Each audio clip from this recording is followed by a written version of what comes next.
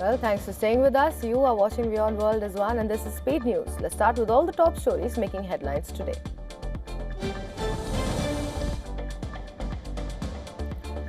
US President Donald Trump said US forces will end operations in Iran very soon, evoking a timeline of 2 to 3 weeks as his administration pursues talks with Iranian authorities.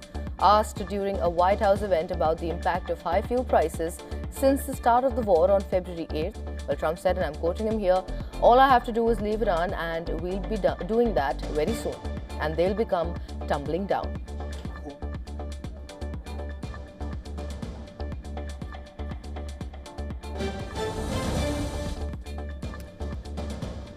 White House has announced that Trump will deliver an address on Iran Wednesday night. Press Secretary Caroline Leavitt wrote on Tuesday evening on the platform X that President Donald Trump will provide an important update on Iran in his national address.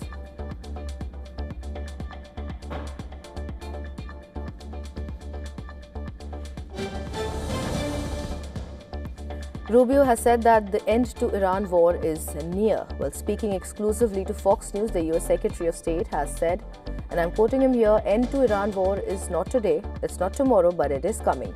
Rubio reasoned that there's nothing any country is doing to help Iran that is anyway impeding US mission. Also, he said that there is potential for direct talks with Iran at some point. He also added that US will have to re-examine relationship with NATO after the war ends.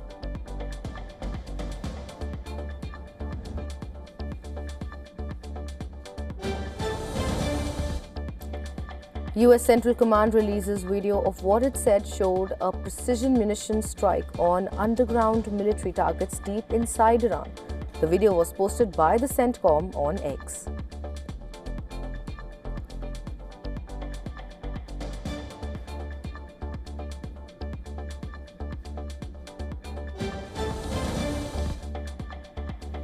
Authorities in Kuwait said that the country's international airport has been subjected to brazen attacks by drones from Iran and the armed faction it supports. The raids reportedly targeted fuel tanks at the airport, leading to a large fire breaking out at the site.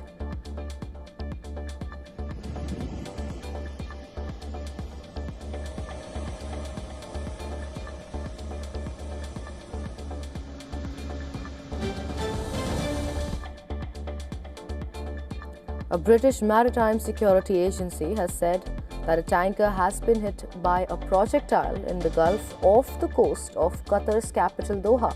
Well, some damage has been reported, but no casualties.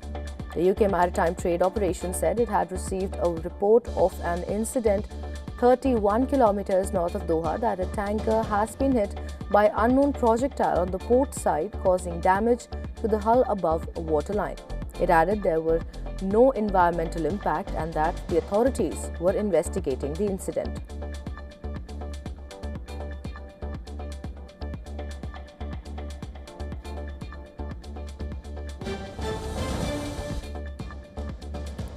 Israeli Prime Minister said that Israel is forging new alliances with quote-unquote important countries in the region to counter what he described as the Iranian threat. Speaking in a video address, Netanyahu did not specify which countries were involved or gave further details on the same.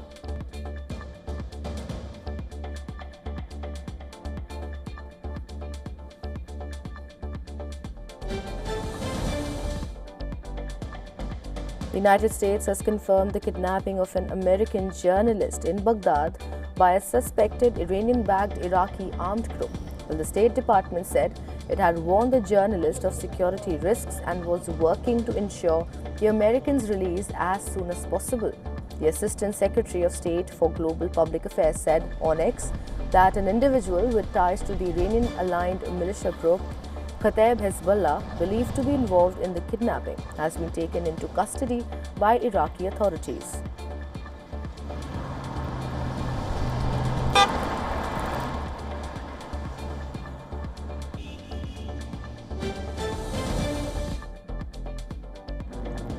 Iran's Revolutionary Guards have threatened to target major US technology and industrial companies from 1st of April in what they describe as retaliation for attacks on Iranian territory.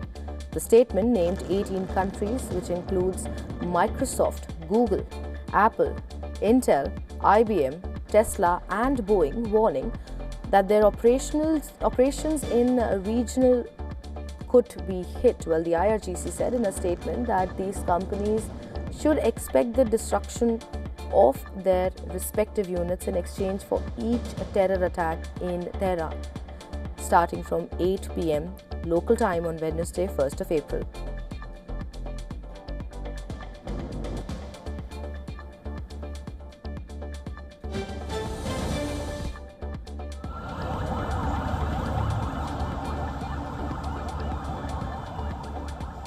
The Israeli military says it carried out 2 separate attacks in Beirut targeting a senior Hezbollah commander and another member of the group.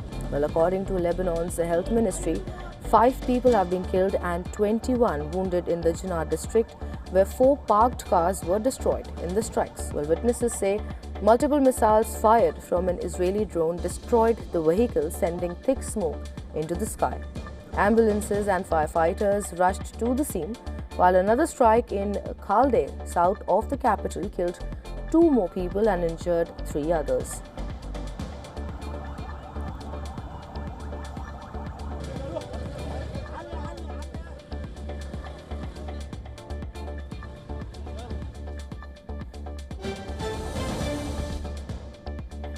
The UN peacekeeping chief said a roadside explosion appears to have struck the convoy of 2 Indonesian peacekeepers killed in southern Lebanon. The UN peacekeeping chief cited initial findings of an investigation into the killing of Lebanon peacekeepers. Well, the 2 peacekeepers with the UNIFIL or UNIFIL force were killed on Monday near Bani Hayyan in South Lebanon, and 2 other soldiers were wounded. Another Indonesian soldier was killed overnight Sunday into Monday when a projectile exploded near one of the group's positions.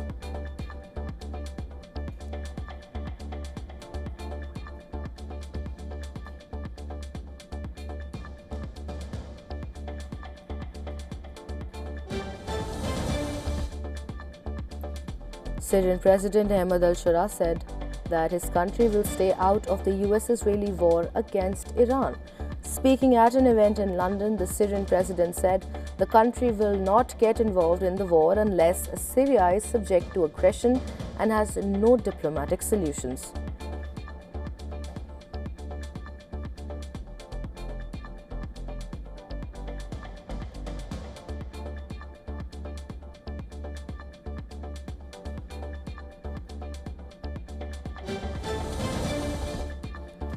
Pope Leo urged President Donald Trump to look for an off-ramp to end the war in Iran. Well, this marks an unusual direct appeal from the pontiff to the president to end the expanding regional conflict. The Pope told journalists outside his residence near Rome that he is hopeful that Trump is looking for a way to decrease the amount of violence.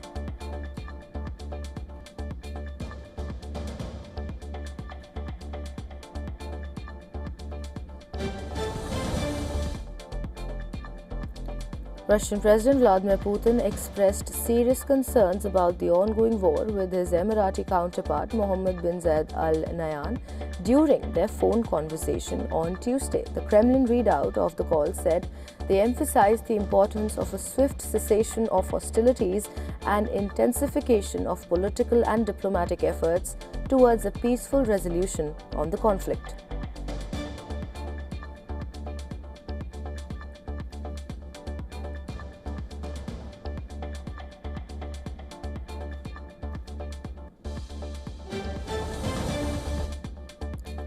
Israeli police dispersed protesters who gathered outside the Knesset in Jerusalem against the anti-death penalty law. The bill passed by Israeli lawmakers would allow the execution of Palestinians convicted of deadly terror attacks.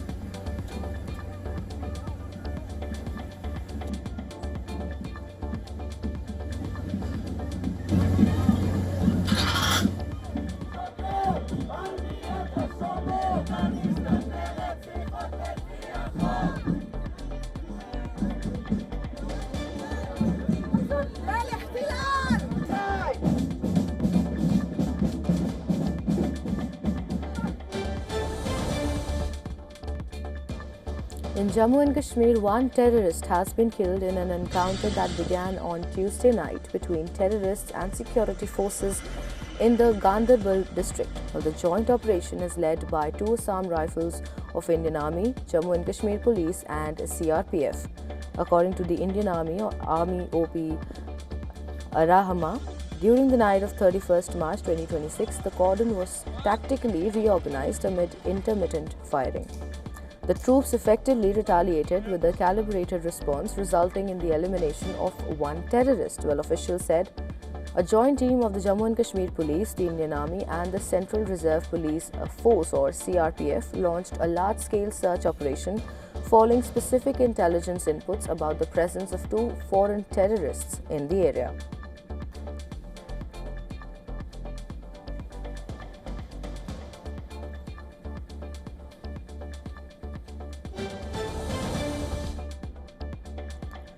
A Russian military transport plane crashed while flying over the Crimean Peninsula, killing all 29 people on board. The Russian Defense Ministry confirmed that contact was lost with the Antonov An-26 aircraft during the routine flight over the Crimean Peninsula at around 6 p.m. local time. Search and rescue teams rushed to the scene after locating the wreckage. Officials say the plane struck a cliff, leaving no survivors. Among the dead are 6 crew members and 23 passengers. According to preliminary reports, a technical malfunction is the likely cause. A Defense Ministry commission is investigating the crash. Crimea was annexed by Russia from Ukraine in the year 2014.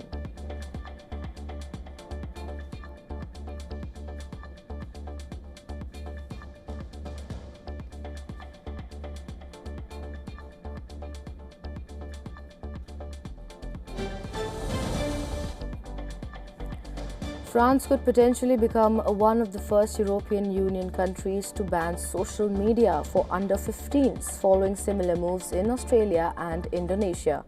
However, both houses of parliament seem to have different visions for the ban, meaning they will likely need to reach a compromise before it can become a law. Even if the legislation is adopted, questions remain over whether it could be enforced.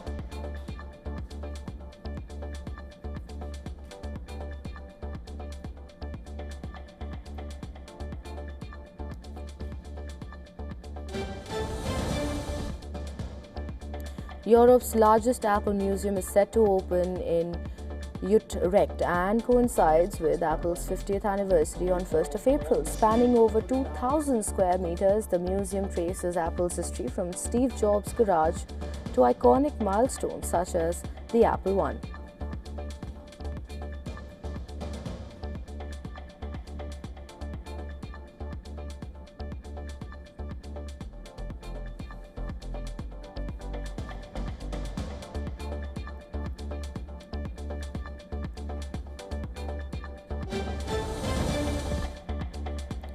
A U.S. judge ordered a halt to construction of a massive ballroom launched by President Donald Trump after the tearing down of the historic East Wing at the White House. Judge Richard Leon wrote, and I'm quoting him here, "Trump is a steward of the White House, but he is not the owner," adding that congressional approval would be needed for the project. Trump said the administration would appeal the ruling but insisted the judge was wrong in concluding that Congress must authorize the project.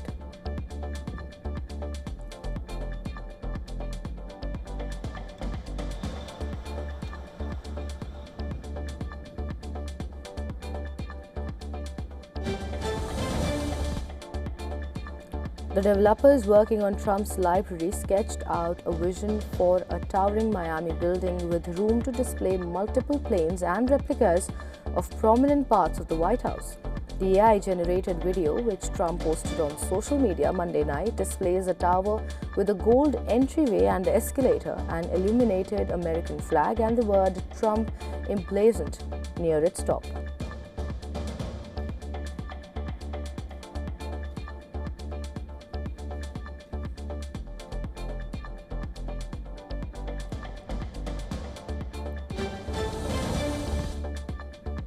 Asian markets surged at the open as investors bet on easing tensions in the Iran conflict.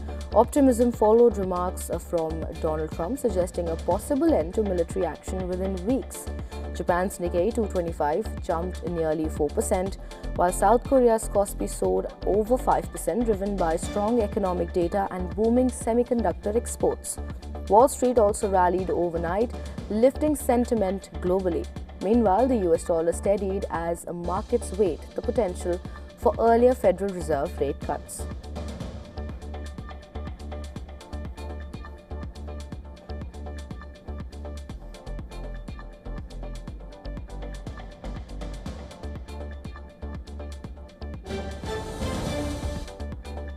Oil prices extended gains in Asian trading after a record rally driven by supply fears from the Iran conflict. Brent crude rose above $105, capping its strongest monthly surge in decades, while US crude also climbed sharply. Disruptions in the Strait of Hormuz, a vital waterway for global oil shipments, have intensified concerns with nearly 20% of supply affected. Comments from Donald Trump about a possible US exit added uncertainty even as attacks continue. Markets remain volatile amid rising geopolitical risks and threats to energy infrastructure.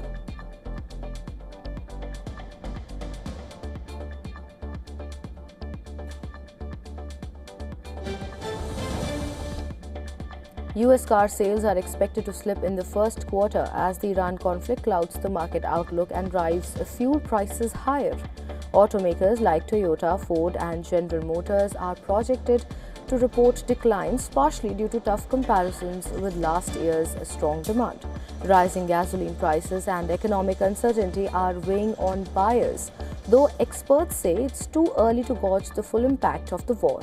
Meanwhile, Tesla sales remain mixed, with higher fuel costs potentially boosting long-term interest in electric vehicles.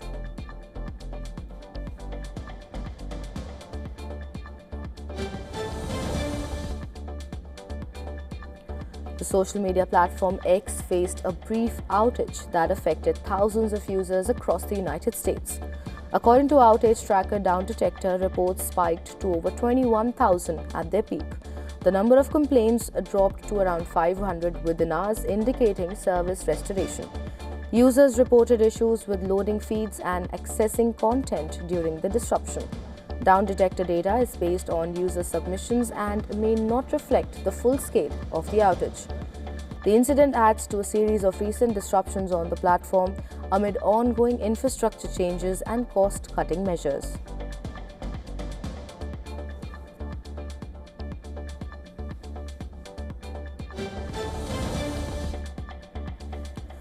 Meta has agreed to scale back use of the PG-13 label for its teen accounts, settling a dispute with the Motion Picture Association, or MPA.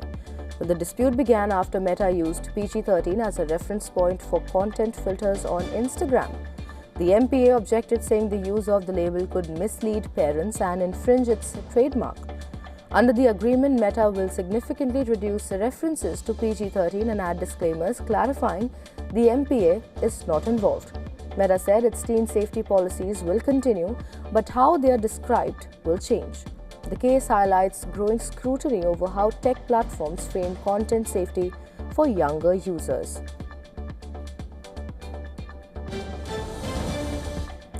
Mercor, a popular AI recruiting startup, has confirmed a security incident which is linked to a supply chain attack involving open-source project Light LLM. The company said it was one of thousands affected by the compromise, which has been linked to hacking group Team PCP. Meanwhile, extortion group Lapsus Dollar claimed it targeted Mercor and accessed its data, though the link remains unclear. A sample of allegedly stolen data included references to Slack and internal ticketing systems. Mercor said it has contained the incident and launched a forensic probe with external cybersecurity experts. The full extent of the breach and potential data exposure is still under investigation.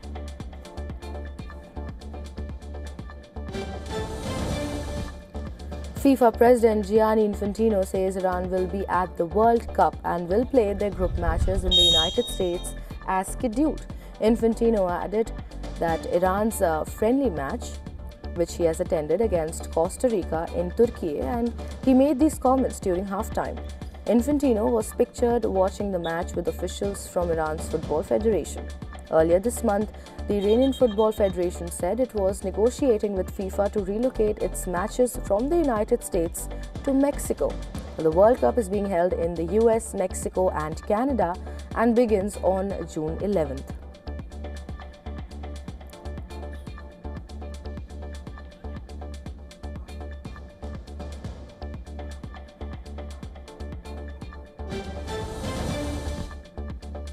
Batter Fakhar Zaman is banned for 2 matches. The Pakistan international was found guilty of ball tampering during Sunday's PSL match between Lahore Qalandars and Karachi Kings.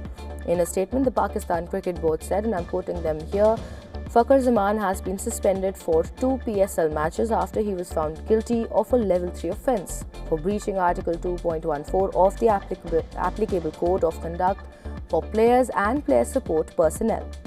Match referee Roshan Mahanama conducted the disciplinary hearing and made the determination after reviewing all evidence and providing an opportunity of personal hearing to Fakhar.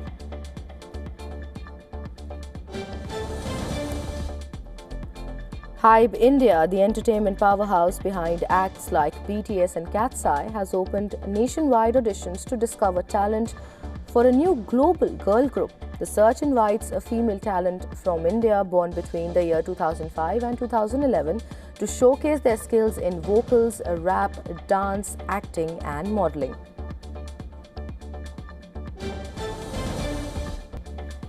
Streaming platform ZEE5 has officially announced its latest original series Satrangi Badle Ka Khel, directed by Jai Basantu Singh. Well, this emotionally charged revenge drama is set in rural Uttar Pradesh. The show stars Anshuman Pushkar, RJ Mahavash and Kumud Mishra.